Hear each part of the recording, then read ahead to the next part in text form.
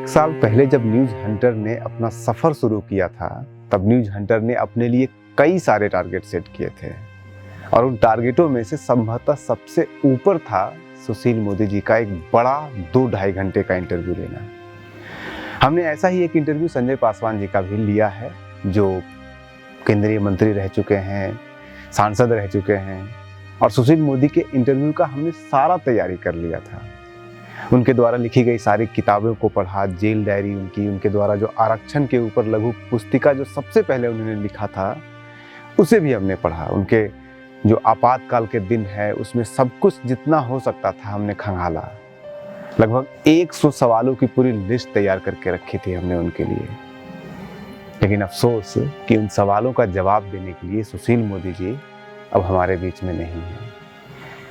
लेकिन उन सवालों को आपके पास हम छोड़ना चाहते हैं, क्योंकि हर सवाल में हमें लगता है कि कुछ न कुछ जवाब छिपे होते हैं और हर जवाब के पीछे कई सवाल भी होते हैं। हम आशा करते हैं कि आप इन सवालों से जुड़ी महत्वपूर्ण जानकारियां इकट्ठा करने में हमारी मदद करेंगे। इन सवालों के सहारे न्यूज हंटर सुशील मोदी के जीवन के कुछ ऐसे पहलुओं को छूने का प्रयास करेगा जिसे बहुत कम लोग जानते हैं। उदाहरण के लिए, क्या आपको पता है कि सुशील मोदी जी को जब पहली बार पुलिस ने आपातकाल के दौरान, इंदिरा गांधी जी ने आपातकाल जब देश में लगाया था, तब पुलिस ने जब पहली बार उन्हें पकड़ा था, तब वो थाने में गए थे तो पहले दिन रात में ही थाने के अंदर ही लेटरिन कर दिए थे। उनके साथ एक और दोस्त थे, उनका नाम पता है आपको? जब पुलिस ने उन्हें पकड़ा था तब पुलिस को भी ये पता नहीं था कि उन्होंने सुशील मोदी को पकड़ा है। पुलिस को 24 घंटे के बाद पता चला था कि उन्होंने एक बड़े छात्र नेता सुशील मोदी को पकड़ लिया है। क्या आपको पता है कि सुशील मोदी जी ने अपनी सबसे पहली लघु पुस्तिका आरक्षण पर लिखा था, जातीय आरक्षण पर लिखा था। संघ और आरएसएस के साथ जुड़े रहने के बावजूद वो जातिगत आरक्षण का समर्थन करते थे और इस लघु पुस्तिका में उन्होंने यही लिखा है। उन्होंने इस पुस्तिका में हिंदुस्तान में जाति प्रथा के लिए मुगल को जिम्मेदार बताया था।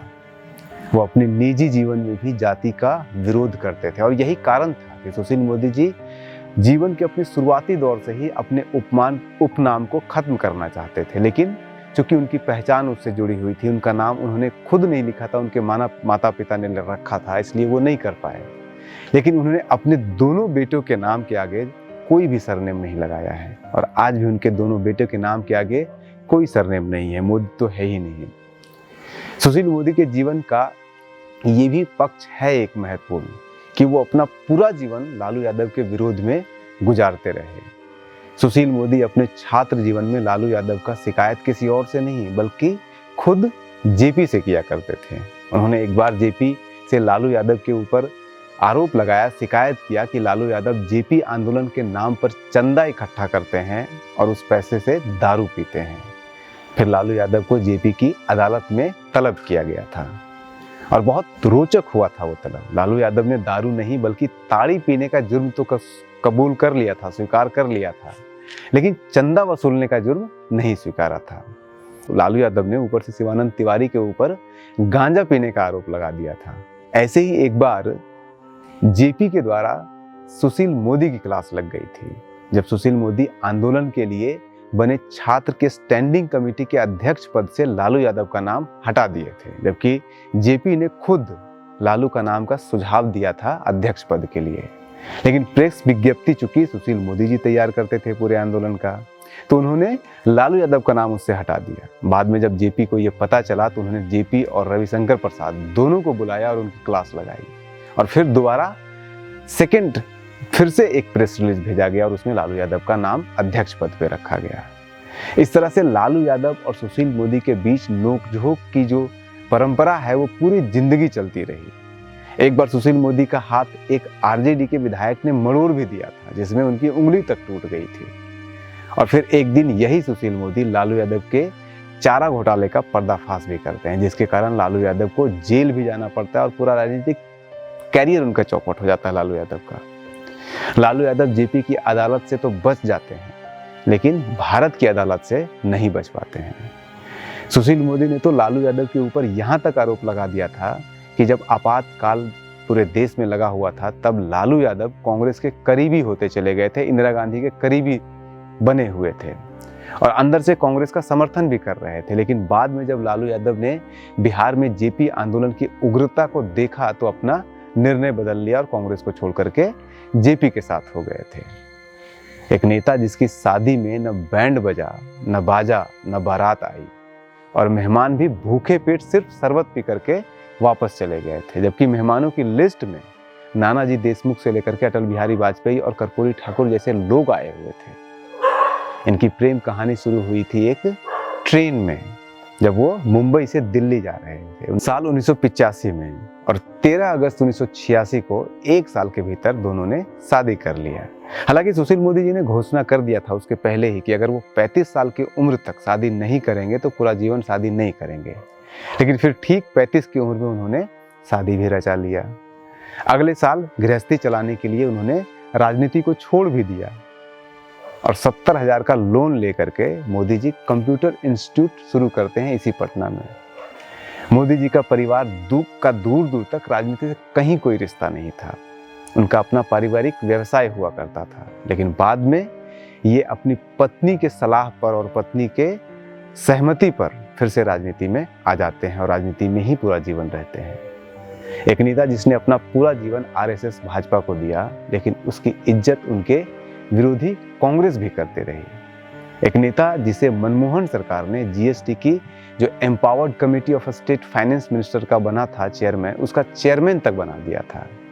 एक नेता जिसे 2015 के विधानसभा चुनाव के दौरान बिहार के मुख्यमंत्री का प्रबल दावेदार बताया जा रहा था, लेकिन उसके बाद भाजपा के बदलते उग्र स्वरूप के साथ ठिठुरता चला गया भाजपा और उसके साथ ही ठिठुरता चला गया सुशील मोदी का व्यक्तित्व। आज हम सबसे दूर हो चुके हैं वो।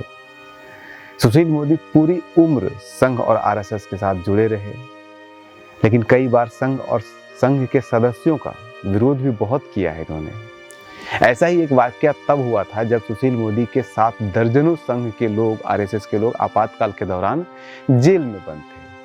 जब सुशील मोदी को पता चला कि संघ के लगभग 12 लोगों ने इंदिरा सरकार से माफी मांग ली है और जेल से निकल गए हैं, तो उन्होंने उन संघ के 12 लोगों के खिलाफ निंदा प्रस्ताव पेश किया था। संघ में रहने के बाद उनके नक्सलियों के बारे में जो विचार थे वो सुनकर के आप दंग रह जाएंगे। एक जगह पे सुशील मोदी जी लिखते हैं नक्सलियों के बारे में कि वास्तव में संपूर्ण त्याग की सीख अगर किसी से लेनी है तो वो नक्सलियों से आप ले सकते हैं। इतनी यातना के बाद भी वो अपने पथ पर, सिद्धांत पर दृढ़ है। कोर्ट में बहस करने से इनकार कर दिया उन्होंने, नक्सलियों ने जेलों में सड़ रहे हैं, फिर भी आत्मविश्वास में कोई कमी नहीं दिखती है नक्सलियों में। वह कौन सी प्रेरणा है जो इन्हें आज तक मुसीबतों से विचलित नहीं कर पाई है, यानी कि नक्सलियों को। आखिर नक्सलवादियों की कार्य पद्धति क्या है? इतने दमन के बाद आज भी समाचार पत्रों में इनके साथ स्थान स्थान पर पुलिस के मुठभेड़ के समाचार आते रहते हैं। ये सुशील मोदी जी के वचन थे नक्सल आंदोलन के बारे में। सुशील मोदी और वेंकैया नायडू कितने टेक्नोलॉजी के कंफर्टेबल थे, इसका अंदाजा आप इसी से लगा सकते हैं कि ये और उनके साथ साथ अडवाणी जी 1995 में यूएसए, अमेरिका गए थे वो अपनी पार्टी की तरफ से, और उसके बाद उन्होंने वहाँ से मतदाता से, यानी कि अपने लोगों से, अपने प्रशंसकों से बात करने के लिए अमेरिकी चुनाव में जैसा होता था वैसे ही उन्होंने यहाँ पे कॉपी करने का कोशिश किया। और उस यात्रा से सुशील मोदी एक रिकॉर्डेड मैसेज करने वाला फ़ोन लेकर के आए थे, जिसे उन्हें और बाद में राजीव प्रताप रूडी को परेशानी भी होने लगी थी, क्योंकि बिहार के लोगों को लगने लगा था कि जब उन्हें कोई फ़ोन करता था तो रिकॉर्डेड मैसेज आता था कि सुशील मोदी जी अभी उपलब्ध नहीं है, आप उनको अपना मैसेज दे दीजिए। तो इस तरह से जब मैसेज जाने लगा लोगों को, तो लोगों को लगने लगा कि सुशील मोदी जी बहुत ज़्यादा व्यस्त हो गए हैं, लोगों को, जनता को समय नहीं दे रहे हैं। इसलिए बाद में उन्होंने उस फ़ोन को घर से निकाल करके फेंक दिया।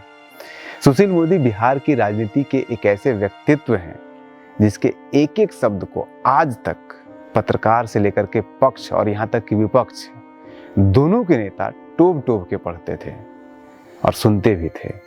एक पढ़ा लिखा, पढ़ने लिखने वाला, साफ सुथरा व्यक्तित्व। इन्होंने 2 किताबें भी लिखी थी। एक तो जो पहली उन्होंने लघु पुस्तिका लिखी थी जिसका नाम था रिजर्वेशन एंड अफर्मेटिव एक्शन, और एक दूसरी किताब इन्होंने लिखी है will Bihar become the next Assam. 2015 के चुनाव के दौरान सुशील मोदी जी भाजपा को और भी अधिक मुस्लिम उम्मीदवार देना चाहते थे उस विधानसभा चुनाव में भाजपा की तरफ से। उस समय तक भाजपा में सिर्फ एक मुसलमान विधायक थे और वो भी पूर्णिया से, अमौद से, जहां से सवा जफर विधायक हुआ करते थे बीजेपी से। लेकिन इसी दौरान योगी आदित्यनाथ वैशाली में 2000 से अधिक संतों और साधुओं के साथ संत समागम करते हैं अपने यूपी के चुनाव की तैयारी के लिए, और उन्हें गांव-गांव जाकर के धर्म परिवर्तन के खिलाफ प्रचार करने का सुझाव दे रहे होते हैं बिहार के अंदर, जबकि उन्हें चुनाव लड़ना है उत्तर प्रदेश में। और इसी अंतःविरोध में सुशील मोदी की राजनीति के लिए भाजपा में जगह न के बराबर बचने से बचती है। लेकिन उनकी राजनीति को आने वाला बिहार भी याद करेगा और आने वाले भाजपा भी याद करेगी। आज की भाजपा जो है वो हमेशा की भाजपा नहीं रहेगी, लेकिन सुशील मोदी भाजपा के हमेशा जरूर रहेंगे। आज सुशील मोदी जी हमारे बीच नहीं हैं, हमारा इंटरव्यू न देने के लिए है, न उनका इंटरव्यू ले पाएंगे अब, लेकिन वो हमारे लिए, पूरे बिहार के लिए, सभी के लिए जीवित रहेंगे। और हम न्यूज़ हंटर उनको आज भी याद करेंगे और कल भी याद करेंगे, और आपके लिए पूरी सीरीज लेकर के आएंगे सुशील मोदी के जीवन के अलग अलग पहलुओं पर। ये सिर्फ एक झांकी थी, हम पूरा जीवन हम उनका पूरा जीवन आपके सामने रखने का प्रयास करेंगे। बने रहिए न्यूज़ हंटर के साथ। नमस्कार।